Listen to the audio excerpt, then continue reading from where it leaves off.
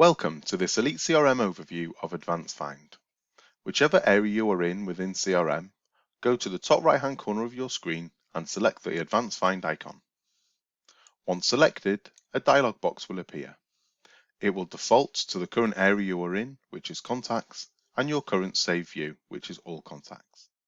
I now want to start to drill down on this data and get some more accurate information. And I want to see all of my contacts that are currently living in the Manchester area.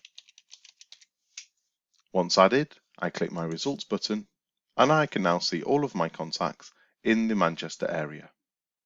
I now want to drill down further and see all of my contacts in Manchester that have a booking. I would go into here, scroll down to the related area, select Bookings, Contains Data, and then Results. I can now see that I have 186 records that have a booking with us or currently in the Manchester area. Once I have this list, I can do various things within CRM. I can send a direct email, add to a marketing list, or even send a quick campaign.